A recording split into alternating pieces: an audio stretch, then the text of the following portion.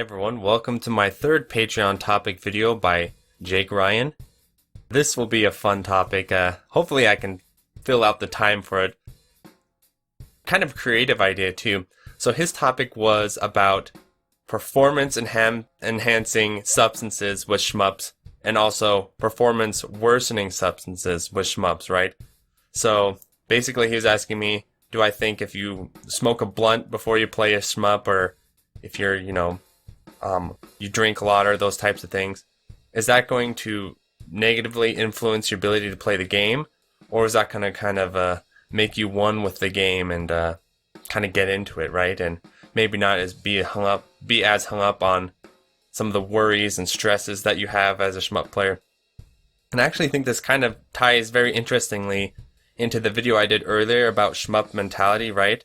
Where I was talking about one of the key things that I needed to do, at least when it came to my mentality, was I had to start desensitizing myself to self-doubts or to worry in order to progress to the game, in order to achieve better consistency too. Because I found once I started to second guess what I was going to do, how I was going to play, I was playing worse. So I had to desensitize myself, had to drop that nervousness through sheer repetition.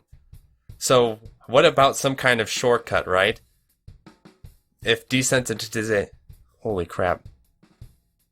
If that desensitization is not working, maybe what about smoking a joint? Would that help you? Or would that not help you? That's actually a really good question. So in terms of shmups, I don't have a whole lot of insight because over the past 3-4 years, I haven't drank or smoked. I kind of went a little bit straight edge without meaning to. Have a kid, that's what happens. And so I've been thinking, okay, well, before that, though, when I was in college, I did do maybe some drinking, I guess you could say. Did some drinking during the day a few times and smoked some joints and stuff. And when I was doing competitive fighting games. So I can at least kind of compare my experiences there and what I think would translate, would not translate with shmups. And I've heard actually a lot about this, and actually in the fighting game scene, this is a bit of a controversy. So let's just go over some of the substances and see, and what I would think would be the effects of using them, especially in the long term, right? So let's start off with marijuana. Do I think being a pothead is going to damage your ability to play shmups well?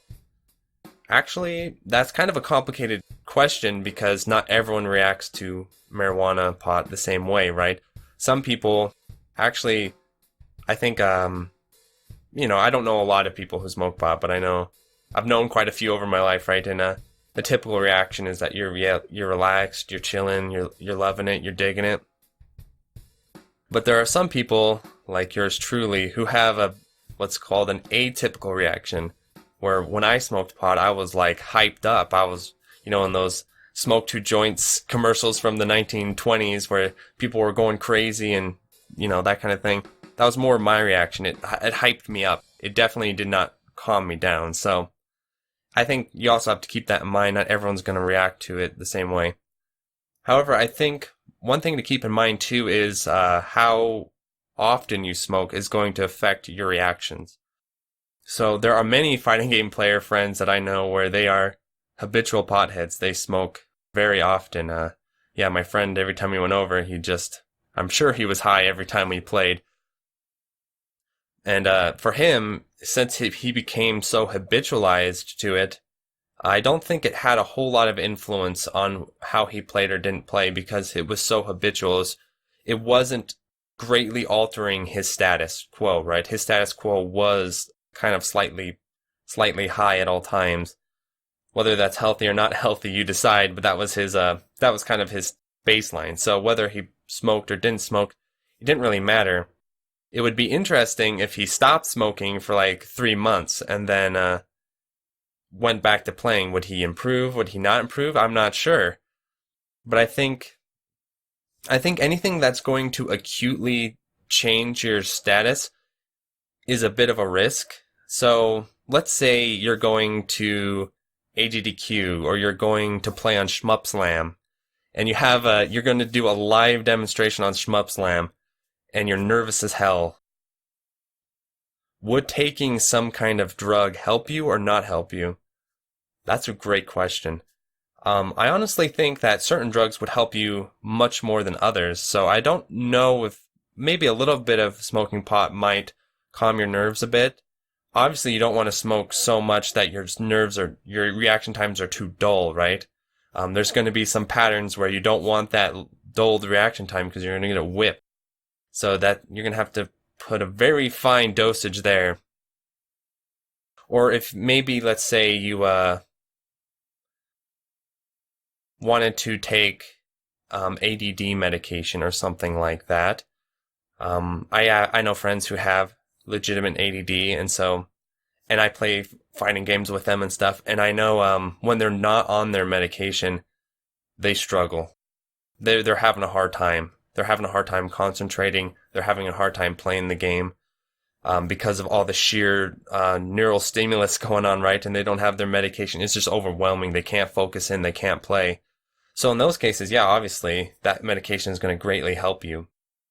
Let's say, though, you're someone who takes like a Xanax or something before you play on Shmup's Lamb. I think that's kind of be kind of the same thing as with pod, depending on your reactions.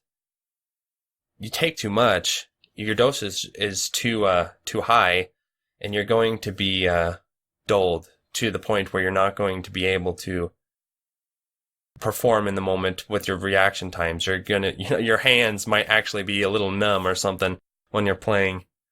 So I don't know if that, but maybe like a little dose of Xanax or something probably would. I mean, I'm not thinking about this video as I'm not obviously telling you all to do drugs and stuff. Like I said, I don't use any drugs or anything like that, but I'm also trying to be realistic here, right?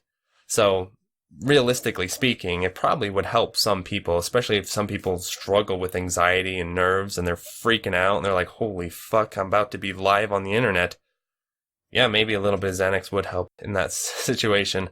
As far as alcohol goes, right? Because I've known, the most famous example for Melee players, right, is Mango.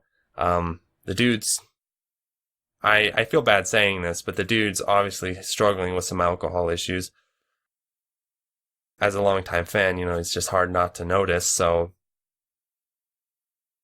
in his case, I know when there were some big tournaments he won. I think the Big House 6 or something like that, where, I think he had a little bit of alcohol before he went and played all his sets in the final. But like I was saying, if you're someone who is a long-term habituated to a drug, whether it's alcohol or pot or whatever it is, at least those are the drugs I'm familiar with. I have no idea what junkies like heroin users are going to do, but with those types of drugs, if you use them over long periods of time, you're going to establish some kind of baseline, whether it's healthy or not healthy, probably unhealthy to be honest. You're still going to establish a baseline where you're probably going to be able to perform while on that drug. However, if you're Ricky Straight Edge and you're nervous as hell to play in like I said, maybe like a finals in a tournament or something, and you take like 5 shots or 3 shots before you get up there, who knows what's going to happen to you, right? I would advise against that because it's probably going to greatly damage your performance. So the last part of this topic that I want to talk about is actually the long game, right? And I think this is the more interesting angle to look at, to be honest, because shmups, unlike fighting game tournaments, shmups are a long game. They're an endurance test. They're a marathon. They're not a boxing match. So you got to think about this in the long term as well, too, though. So shmups require long periods of consistent study, consistent play, consistent thought processing, consistent practice habits. For some people, that's totally possible to maintain while using drugs and stuff. But I'm saying, as like if I was hired on as your shmup coach, and you're saying, Mark, how do I get better at shmups in my lifestyle? This isn't like a really popular, trendy thing to say. I have no idea what internet opinions are these days. But I'd probably be more along the lines of something like like a tennis coach or something, where if you want to be good at shmups in the long term, you're probably going to want to have some kind of healthy lifestyle of some sorts. I think if you want to be really good at anything, that kind of becomes the baseline, because you need to have constant sources of energy. And so how do you maximize your energy is by trying to live a healthy lifestyle. So trying to eat well, exercise, probably avoiding drugs. I don't have a whole lot of experience in that area, so I can't be the expert on what's functioning, what drugs function, what drugs don't function in your life. I've seen plenty of non-functioning situations, but I don't, you know what I mean? So that would be kind of my baseline coach approach. Is you're going to want to try to think of this like you're Michael Phelps or something. You know, you want to get large amounts of sleep. Okay, so I'm running out of time on this video, but actually sleep is something I did want to talk about in the shmup mentality, and it kind of relates to this, because your brain without sleep starts to get a little, funky. And so when I was practicing for the 2-all, I think I talked about this before, I'm not sure, but I was practicing. People did ask me, how are you practicing all these hours for the 2-all? Where are you finding the time? Because you have a full-time job, you have all this other stuff you have to do. I just chopped it out of my sleep. So I would chop 2 hours every night out of my sleep. And so I was getting like 6 to 5 hours of sleep for like months every night. And man, that was not healthy. So yeah, try not to sacrifice too much sleep if you can. But I also know, hey, if you need to practice, you need to play, sometimes chopping out of your sleep's the only way. I mean, try and find a balanced way to do that. But yeah, so a good sleep, exercise. Exercise really helped me a lot.